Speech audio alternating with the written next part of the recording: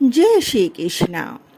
शास्त्रों में बताया गया है कि सत्यनारायण व्रत कथा का पाठ करने से व्यक्ति को 1000 यज्ञ करने के बराबर पुण्य फल की प्राप्ति होती है। सत्यनारायण भगवान व्रत कथा में भगवान विष्णु के सत्य स्वरूप के बारे में बताया गया है। इस व्रत का पाठ करने से घर में सुख समृद्धि का वास होता है और भगवान विष्णु की कृपा बनी रहती है। श्री सत्यनारायण कथा का प्रथम अध्याय इस प्रकार से है। एक समय की बात है, नैमिषारण्य तीर्थ में शौनकादि 88,000 ऋषियों ने श्री सूत जी से पूछा, हे प्रभु, इस कलयुग में वेद विद्या रहित मनुष्यों को प्रभु भक्ति किस प्रकार मिल सकती है तथा उनका उद्धार कैसे होगा। हे मुनि श्रेष्ठ, कोई ऐसा तप बताइए जिससे थोड़े समय में ही पुण्य मिले और मनवांछित फल भी मिल जाएं। इस प्रकार की कथा सुनने की हमारी इच्छा है। सर्वशास्त्रों के ज्ञाता श्री सूत जी बोले कि हे वैष्णवों में पूज्य, आप सब ने सभी प्राणियों के हित की बात पूछी है, इसलिए मैं एक ऐसे श्रेष्ठ व्रत को आप लोगों को बताऊंगा जिसे नारद जी ने श्री लक्ष्मी नारायण जी से पूछा था और लक्ष्मीपति ने मुनि श्रेष्ठ नारद जी से कहा था। आप सब इसे ध्यान से सुनिए। एक समय की बात है, योगीराज नारद जी दूसरों के हित की इच्छा लिए हुए अनेक लोकों में घूमते हुए मृत्यु लोक में आ पहुँचे। यहाँ उन्होंने अनेक योनियों में जन्मे हुए प्राय सभी मनुष्यों को अपने कर्मों द्वारा अनेक दुखों से पीड़ित देखा। उनका दुख देख नारद जी सोचने लगे कि कैसा यत्न किया जाए कि जिसके करने से निश्चित रूप से मानव के दुखों का अंत हो जाए। इसी विचार पर मनन करते हुए वह विष्णु लोक में गए। वहाँ वह देवों के ईश भगवान नारायण की स्तुति करने लगे, जिनके हाथों में शंख, चक्र, गदा और पद्म थे, गले में वनमाला पहने हुए थे। स्तुति करते हुए नारद जी बोले, हे भगवान, आप अत्यंत शक्ति से संपन्न हैं। मन तथा वाणी भी आपको नहीं पा सकती हैं। आपका आदि, मध्य तथा अंत नहीं है। निर्गुण स्वरूप सृष्टि के कारण भक्तों के दुखों को दूर करने वाले आपको मेरा नमस्कार है। नारद जी की स्तुति सुन विष्णु भगवान बोले कि हे मुनि श्रेष्ठ, आपके मन में क्या बात है, आपका यहाँ किस काम के लिए पधारे हैं, उसे निसंकोच कहो। इस पर नारद मुनि बोले कि मृत्यु लोक में अनेक योनियों में जन्मे मनुष्य अपने कर्मों के द्वारा अनेक दुखों से दुखी हो रहे हैं।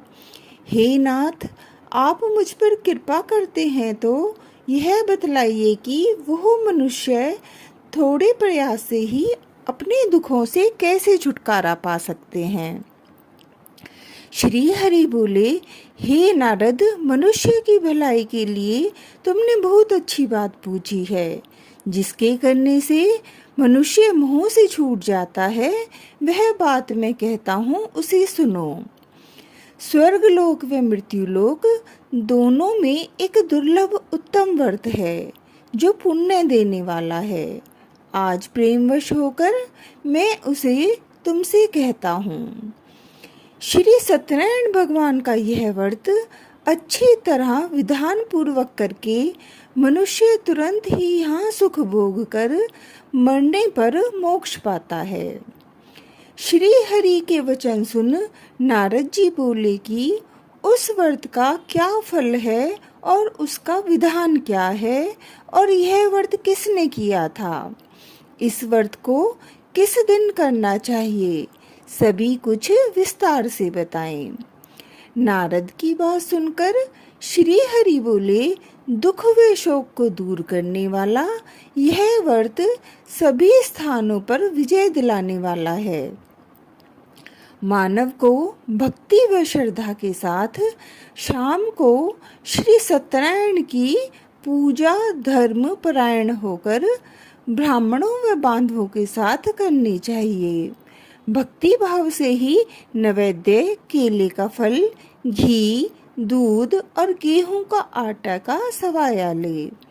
गेहूं के स्थान पर साठी का आटा, शक्कर तथा गुड़ लेकर वह सभी भक्षण योग्य पदार्थों के साथ भगवान का भोग लगाएं। ब्राह्मणों सहित बंधु बांधवों को भी भोजन कराएं। उसके बाद स्वयं भोजन करें। भजन कीर्तन के साथ भगवान की भक्ति में लीन हो जाएं। इस तरह से सत्यनारायण भगवान का यह व्रत करने पर मनुष्य की सारी इच्छाएं निश्चित रूप से ही पूरी होती हैं। इस कलिकाल अर्थात कलयुग में मृत्यु लोक में मोक्ष का यही एक सरल उपाय बताया गया है। प्रथम अध्याय संपूर्ण। श्रीमन नारायण नारायण नारायण। द्वितीय अध्याय। सूत जी बोले, हे ऋषियों, जिसने पहले समय में इस व्रत को किया था उसका इतिहास कहता हूँ, ध्यान से सुनो। सुंदर काशीपुरी नगरी में एक अत्यंत निर्धन ब्राह्मण रहता था। भूख प्यास से परेशान वह धरती पर घूमता रहता था। ब्राह्मणों से प्रेम करने वाले भगवान ने एक दिन ब्राह्मण का वेश धारण कर उसके पास जाकर पूछा, हे विप्र, नित्य दुखी होकर तुम पृथ्वी पर क्यों घूमते हो? दीन ब्राह्मण बोला, मैं निर्धन ब्राह्मण हूँ और भिक्षा के लिए धरती पर घूमता हूँ। हे भगवान, यदि आप इसका कोई उपाय जानते हो तो बताइए। वृद्ध ब्राह्मण कहता है कि सत्यनारायण भगवान मनोवांछित फल देने वाले हैं, इसलिए तुम उनका पूजन करो। इसे करने से मनुष्य सभी दुखों से मुक्त हो जाता है। वृद्ध ब्राह्मण बनकर आए सत्यनारायण भगवान उस निर्धन ब्राह्मण को व्रत का सारा विधान बताकर अंतर्ध्यान हो गए। ब्राह्मण मन ही मन सोचने लगा कि जिस व्रत को वृद्ध ब्राह्मण करने को कह गया है, मैं उसे जरूर करूंगा। यह निश्चय करने के बाद उसे रात में नींद भी नहीं आई। वह सवेरे उठकर सत्यनारायण भगवान के व्रत का निश्चय कर भिक्षा के लिए चला गया। उस दिन उस निर्धन ब्राह्मण को भिक्षा में बहुत सा धन मिला, जिससे उसने बंधु बांधवों के साथ मिलकर श्री सत्यनारायण भगवान का व्रत संपन्न किया। भगवान सत्यनारायण का व्रत संपन्न करने के बाद वह निर्धन ब्राह्मण सभी दुखों से छूट गया और अनेक प्रकार की संपत्तियों से युक्त हो गया। उसी समय से यह ब्राह्मण हर माह इस व्रत को करने लगा। इस तरह से सत्यनारायण भगवान के व्रत को जो मनुष्य करेगा वह सभी प्रकार के पापों से छूटकर मोक्ष को प्राप्त होगा। जो मनुष्य इस व्रत को करेगा वह भी सभी दुखों से मुक्त हो जाएगा। सूत जी बोले कि इस तरह से नारद जी से नारायण जी का कहा हुआ श्री सत्यनारायण व्रत को मैंने तुमसे कहा। हे विप्रो, मैं अब और क्या कहूँ? ऋषि बोले, हे मुनिवर, संसार में उस विप्र से सुनकर और किस किस ने इस व्रत को किया, हम सब इस बात को सुनना चाहते हैं। इसके लिए हमारे मन में श्रद्धा का भाव है। सूत जी बोले, हे मुनियों, जिसने इस व्रत को किया है वह सब सुनो। एक समय वही विप्र धन व ऐश्वर्य के अनुसार अपने बंधु बांधवों के साथ इस व्रत को करने के लिए तैयार हुआ। उसी समय एक लकड़ी बेचने वाला बूढ़ा आदमी आया और लकड़ियां बाहर रखकर अंदर ब्राह्मण के घर में गया। प्यास से दुखी वह लकड़हारा उनको व्रत करते देख विप्र को नमस्कार कर पूछने लगा कि आप यह क्या कर रहे हैं और इसे करने से क्या फल मिलेगा, कृपया करके मुझे भी बताएं।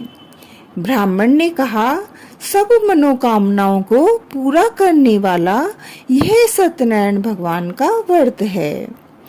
इनकी ही कृपा से मेरे घर में धन धान्य आदि की वृद्धि हुई है। विप्र से सत्यनारायण व्रत के बारे में जानकर लकड़हारा बहुत प्रसन्न हुआ। चरणामृत लेकर वह प्रसाद खाने के बाद वह अपने घर गया।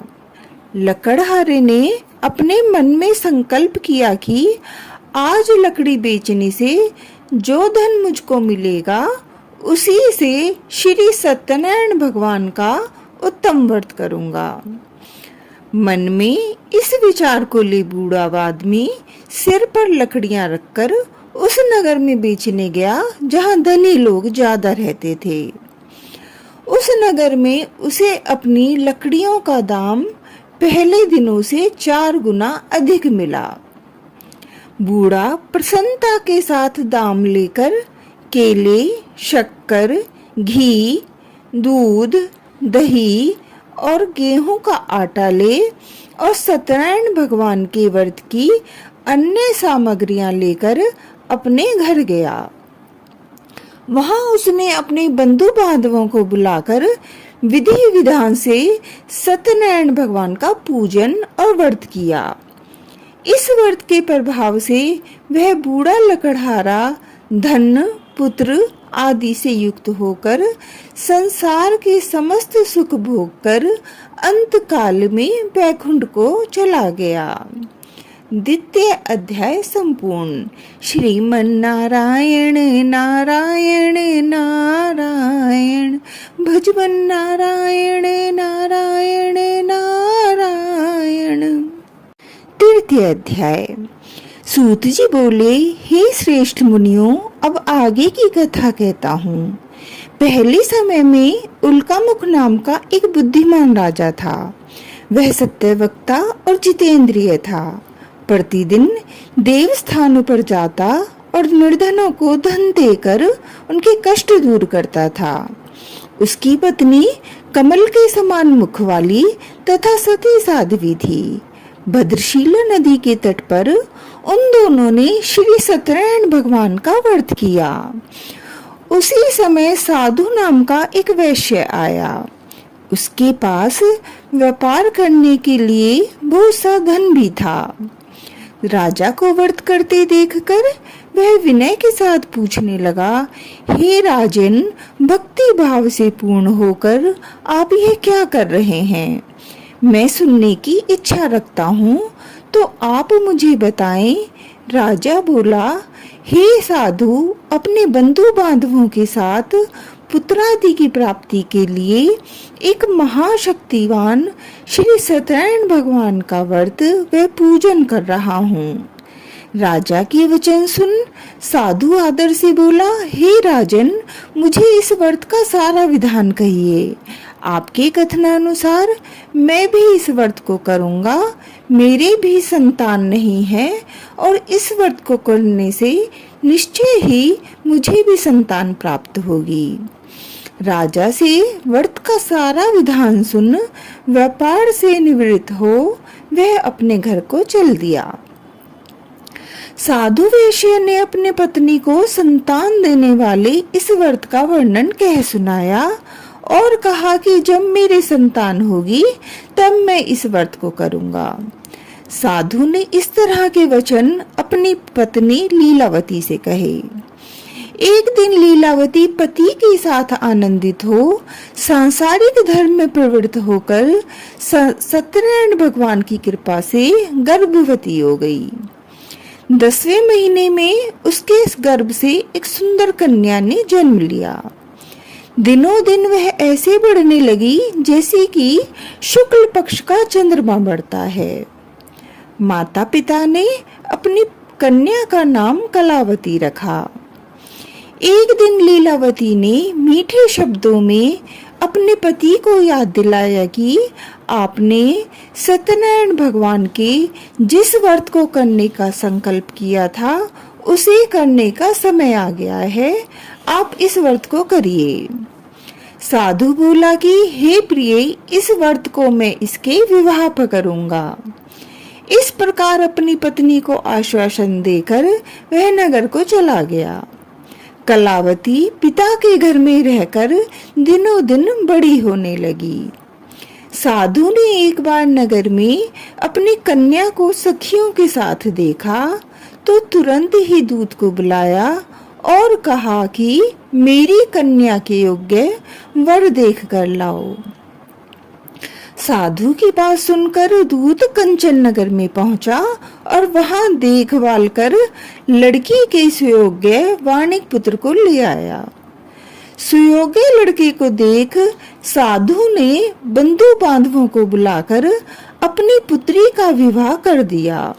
लेकिन दुर्भाग्य की बात यह है कि साधु ने अभी भी सत्यनारायण भगवान का व्रत नहीं किया। इस पर श्री भगवान क्रोधित हो गए और श्राप दिया कि साधु को अत्यधिक दुख मिले। अपने कार्य में कुशल साधु बनिया जमाई को लेकर समुद्र के पास स्थित होकर रत्नापुर नगर में गया। वहां जाकर दामाद ससुर दोनों मिलकर चंद्रकेतु राजा के नगर में व्यापार करने लगे। एक दिन भगवान सत्यनारायण की माया से एक चोर राजा का धन चुराकर भाग रहा था।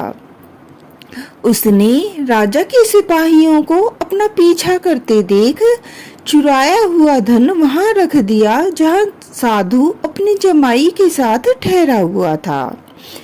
राजा के सिपाहियों ने साधु वैश्य के पास राजा का धन पड़ा देखा तो वह ससुर जमाई दोनों को बांधकर प्रसन्नता से राजा के पास ले गए और कहा कि उन दोनों चोरों को हम पकड़ कर लाए हैं, आप आगे की कार्रवाई की हमें आज्ञा दें। राजा की आज्ञा से उन दोनों को कठिन कारावास में डाल दिया गया और उनका सारा धन भी उनसे छीन लिया गया। श्री सत्यनारायण भगवान के श्राप से साधु की पत्नी भी बहुत दुखी हुई। घर में जो भी धन रखा हुआ था उसे चोर चुरा कर ले गए। शारीरिक तथा मानसिक पीड़ा व भूख प्यास से अति दुखी हो अन्न की चिंता में कलावती एक ब्राह्मण के घर गई। वहां उसने सत्यनारायण भगवान का व्रत होते देखा। फिर कथा भी सुनी। वह प्रसाद ग्रहण कर रात को घर वापस आई। माता ने कलावती से पूछा कि हे पुत्री, अब तक तुम कहाँ थी और तुम्हारे मन में क्या है? इस पर कलावती ने अपनी माता से कहा कि हे माता, मैंने एक ब्राह्मण के घर में श्री सत्यनारायण भगवान का व्रत देखा है। कन्या के वचन सुन लीलावती भगवान के पूजन की तैयारी करने लगी। लीलावती ने परिवार व बंधुओं सहित सत्यनारायण भगवान का पूजन किया और उनसे वर मांगा कि मेरे पति तथा जमाई शीघ्र घर आ जाएं। साथ ही यह भी प्रार्थना की कि हम सबका अपराध क्षमा करें। श्री सत्यनारायण भगवान इस व्रत से संतुष्ट हो गए और राजा चंद्रकेतु को सपने में दर्शन देकर बोले कि हे राजन, तुम उन दोनों वैश्यों को छोड़ दो और तुमने उनका जो धन लिया है उसे वापस कर दो। अगर तुमने ऐसा नहीं किया तो मैं तुम्हारा धन, राज्य व संतान सभी को नष्ट कर दूंगा। राजा को यह सब कहकर भगवान अंतर्ध्यान हो गए। प्रातःकाल सभा में राजा ने अपना सपना सुनाया। फिर बोले कि बड़े पुत्रों को कैद से मुक्त कर सभा में लाओ। दोनों ने आते ही राजा को प्रणाम किया। राजा मीठी वाणी में बोला कि हे महानुभावों, दुर्भाग्यवश ऐसा कठिन दुख तुम्हें प्राप्त हुआ है, लेकिन अब तुम्हें कोई भय नहीं है।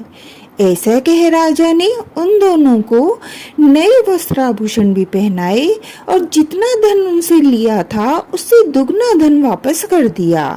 दोनों वैश्य अपने घर को चल दिए। तृतीय अध्याय संपूर्ण। श्रीमन नारायण नारायण नारायण, भजमन नारायण नारायण नारायण। चतुर्थ अध्याय। सूत जी बोले, वैश्य ने मंगलाचार कर अपनी यात्रा आरंभ की और अपने नगर की ओर चल दिए। उनके थोड़ी दूर चलने पर एक दंडी वेशधारी श्री सत्यनारायण जी ने उनसे पूछा कि हे साधु, तेरी नाव में क्या है? अभिमानी वणिक पुत्र हंसता हुआ बोला कि हे दंडी, आप क्यों पूछते हो? क्या धन लेने की इच्छा है? मेरी नाव में तो बेल व पत्ते भरे हुए हैं। वैश्य के कठोर वचन सुन भगवान बोले कि तुम्हारा वचन सत्य हो। दंडी ऐसे वचन कहे वहां से दूर चले गए। कुछ दूर जाकर समुद्र के किनारे पर बैठ गए। दंडी के जाने के बाद साधु वैश्य ने नित्य क्रिया करने के पश्चात नाव को ऊंची उठी देखकर अचंभा माना और नाव में बेल पत्ते आदि देखकर वह मूर्छित हो जमीन पर गिर पड़ा। मूर्छा खुलने पर वह अत्यंत शोक में डूब गया। तब उसका दामाद बोला कि आप शोक न मनाएं, यह दंडी का शाप है, इसलिए हमें उनकी शरण में चलना चाहिए, तभी हमारी मनोकामना पूरी होगी। दामाद की वचन सुनकर वह दंडी के पास पहुंचा और अत्यंत भक्ति भाव से नमस्कार करके बोला, मैंने आपसे जो असत्य वचन कहे थे उनके लिए मुझे क्षमा दें। ऐसा कहकर महान शोकातुर होकर वह रोने लगा। तब दंडी भगवान बोले कि हे वणिक पुत्र, मेरी आज्ञा से बार बार तुम्हें दुख प्राप्त हुआ है, तू मेरी पूजा से विमुख हुआ है। साधु बोला, हे भगवान, आपकी माया से ब्रह्मा आदि आपके रूप को नहीं जानते, तब मैं अज्ञानी कैसे जान सकता हूँ? आप प्रसन्न होइए, मैं सामर्थ्य के अनुसार आपकी पूजा जरूर करूँगा। मेरी रक्षा करो और पहले के समान नौका में धन भर दें। साधु वैश्य के भक्ति पूर्वक वचन सुनकर भगवान प्रसन्न हो गए और उसकी इच्छा के अनुसार वर देकर अंतर ध्यान हो गए। ससुर जमाई जब नाव पर आए तो नाव धन से भरी हुई थी। फिर वहीं अपने अन्य साथियों के साथ सत्यनारायण भगवान का पूजन कर अपने नगर को चल दिए। जब नगर के नजदीक पहुंचे तो दूत को घर पर खबर करने के लिए भेज दिया। दूत साधु की पत्नी को प्रणाम कर कहता है कि मालिक अपने दामाद सहित नगर के निकट आ गए हैं। दूत की बात सुन साधु की पत्नी लीलावती ने बड़े हर्ष के साथ सत्यनारायण भगवान का पूजन कर अपनी पुत्री कलावती से कहा कि मैं अपने पति के दर्शन को जाती हूँ, तो भी कार्य पूर्ण करके शीघ्र आ जा। माता के ऐसे वचन सुन कलावती जल्दी में प्रसाद छोड़कर अपने पति के पास चली गई। प्रसाद की अवज्ञा के कारण श्री सत्यनारायण भगवान रुष्ट हो गए और नाव सहित उसके पति को पानी में डुबो दिया।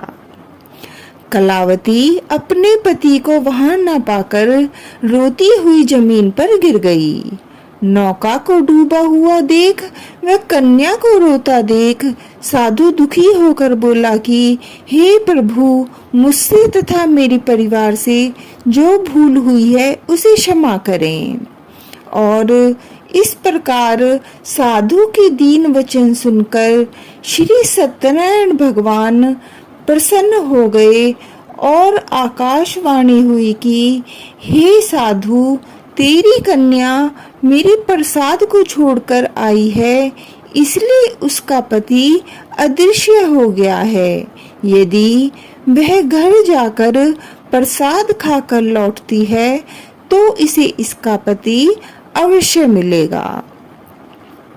ऐसी आकाशवाणी सुन कलावती घर पहुंचकर प्रसाद ग्रहण करती है और फिर आकर अपने पति के दर्शन करती है।